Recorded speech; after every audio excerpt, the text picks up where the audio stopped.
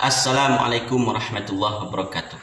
Para sahabat santri dimanapun Anda berada, ada tulisan terbaru Kiai Haji Imaduddin Utsman Al-Bantani yang selalu diupload di website RMI NU Banten, di mana tulisan ini membahas tentang polemik nasab Habib Ba'alawi. Ini dianggap selesai. Polemik nasab Habib Ba'alawi final. Polemik nasab Habib Ba'alawi khotam. Terbukti bahwa Habib Ba'alawi bukan cucu Nabi Muhammad SAW. Ditulis oleh Kiai Haji Imaduddin Utsman dan dipublikasikan pada tanggal 21 November 2023. Pada saat ini saya langsung membuka website RMI NU Banten dan sekilas tadi sudah membaca, namun rasanya kurang cukup apabila tidak dibahas dan tidak dipublikasikan kepada para sahabat-sahabat semuanya. Tulisan Kiai Haji Imaduddin Utsman yang terbaru, masalah polemik nasab Habib Ba'alawi selesai. Terbukti bukan cucu Nabi Muhammad SAW. 12 pertanyaan pokok terputusnya nasab Ba'alawi, satu pun tidak ada yang mampu menjawab. Permintaan adanya ulama ahli nasab yang mensyaratkan adanya kitab sezaman sebagai sumber kesohihan nasab telah penulis berikan. Kitab Rosail fi Ilmil Ansab menyebutkan itu di halaman 183 sampai 184. Bukti-bukti kitab sezaman, baik kitab nasab maupun kitab sejarah yang tidak menyebut nama-nama Ba'alawi dari abad ke-5 sampai abad ke-9 telah penulis berikan. Semuanya tidak menyebut nama-nama nasab para Habib Ba'alawi sebagai keturunan Nabi Muhammad SAW. Lalu mau apa lagi? Mereka kembali lagi mempermasalahkan nasab cukup dengan isbat dengan teori syuhrah wal istifadah.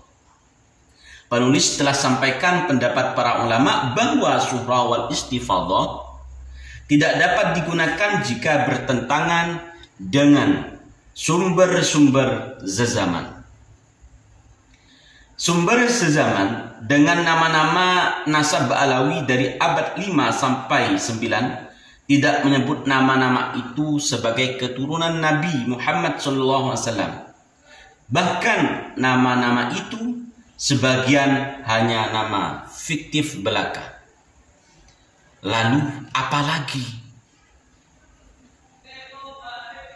Kitab Syajarah Al-Mubarakah kembali dipermasalahkan.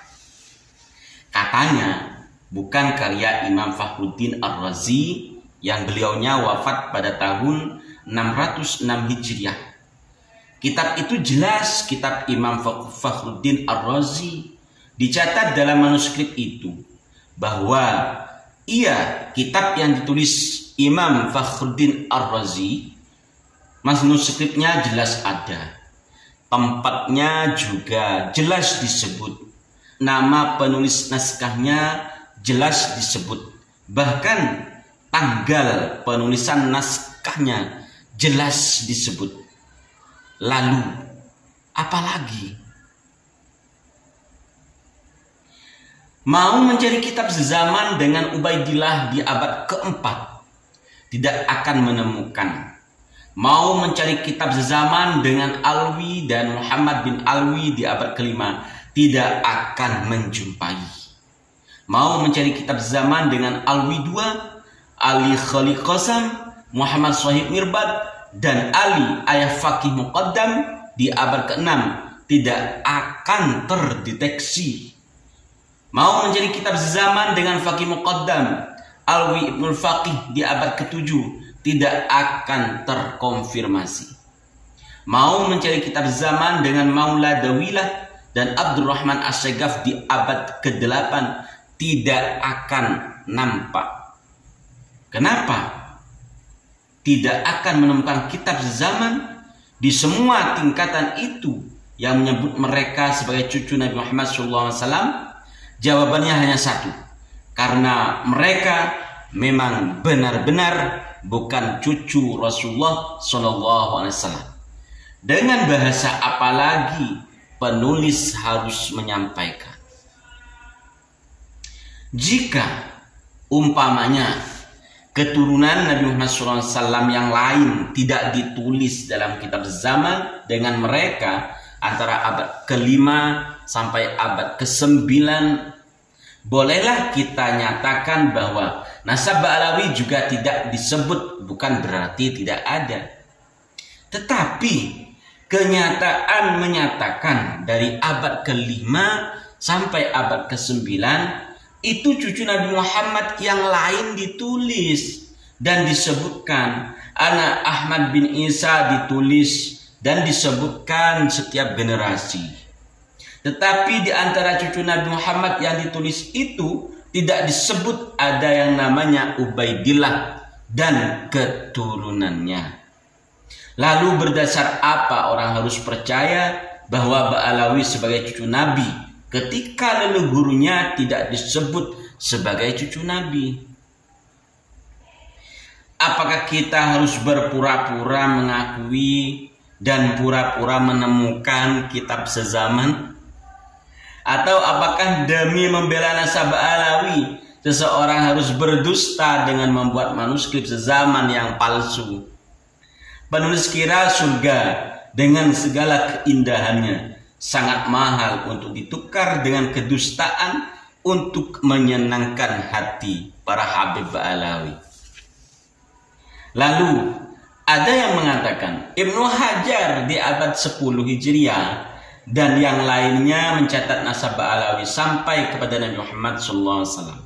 Ya, penulis jawab, betul, para ulama besar di abad ke-10 Hijriah itu mencatat. Tetapi mereka mencatat di abad ke-10 itu karena sudah ada pengakuan dan penulisan kitab dari Ba'alawi di abad ke-9 Hijriah yang mengaku sendiri bahwa mereka adalah cucu Nabi. Lalu ulama-ulama ini mengutip. Orang mengutip ya bisa salah. Ulama tidak ada yang maksum. Mereka bisa salah menerima informasi yang mereka dengar, lalu yang mereka catat dengan husnudzon tanpa meneliti lebih dalam. Itu biasa terjadi. Dan itu tidak berdosa bagi para penulis. Penulis sendiri dulu telah mengisbat nasab Ba'alawi dalam kitab penulis Al-Fiqrah An-Nahbiyah. Lalu sekarang ketika penulis tahu bahwa mereka bukan cucu Nabi, penulis menarik isbat itu. Jika Ibnu Hajar masih hidup dan mengetahui dalil-dalil keterputusan nasab Ba'alawi, tidak mustahil bagi Ibnu Hajar akan menarik kembali pendapatnya itu. Begitupun ulama-ulama yang lainnya. Ulama yang sudah wafat telah menjalankan tugasnya yang mulia sesuai dengan hasil ijtihadnya. Mereka mendapatkan pahala dengan ijtihadnya itu. Mereka akan masuk ke dalam surga Allah. Zaman ini adalah zaman kita yang masih hidup. Mari kita laksanakan tugas kita sebaik-baiknya sebagai ulama dengan mengetengahkan sumber-sumber yang lebih mudah kita dapatkan daripada zaman Ibnu Hajar dan yang lainnya itu. Bagi Ba'alawi, jangan malu mengakui bahwa hasil ijtihad leluhurnya yang mengatakan mereka adalah keturunan Nabi Muhammad adalah salah. Itu bukan hal yang hina, bahkan leluhurnya bisa jadi akan berterima kasih kepada Anda semua. Karena dengan itu kesalahan selama ini tidak akan terus berlanjut sampai hari kiamat. Hasil uji tes DNA menurut para ahli biologi dari Badan Riset dan Inovasi Nasional mengkonfirmasi bahwa Ba'alawi yang berhaplogrup bukan J1 itu bukanlah keturunan Nabi Muhammad SAW, karena telah diteliti secara matang dan disimpulkan bahwa keturunan Nabi Muhammad SAW itu semuanya berhaplogrup J1. Terakhir, penulis menyayangkan adanya beberapa upaya penghalangan dan pembatalan ceramah penulis atau yang lainnya dari ulama yang telah yakin bahwa Anda bukanlah cucu Nabi Muhammad SAW. Sebagaimana penulis dan teman-teman juga tidak pernah menghalangi kegiatan ceramah Anda yang mengatakan bahwa Anda adalah cucu Nabi. Walaupun demikian itu sangat mudah kami lakukan. Penulis orang NU yang diajarkan adab dan rasa malu. Tidak mungkin penulis memobilisasi massa untuk menghalangi kegiatan orang lain, kecuali jika sudah membahayakan untuk agama, bangsa, dan negara. Masalah nasab itu bagi kami belum ke taraf itu. Walau bisa saja mengarah ke sana, yang penulis minta adalah kesadaran dan kebijaksanaan. Oleh karena itu, yang penulis protes adalah organisasi Anda, bukan kegiatan Anda.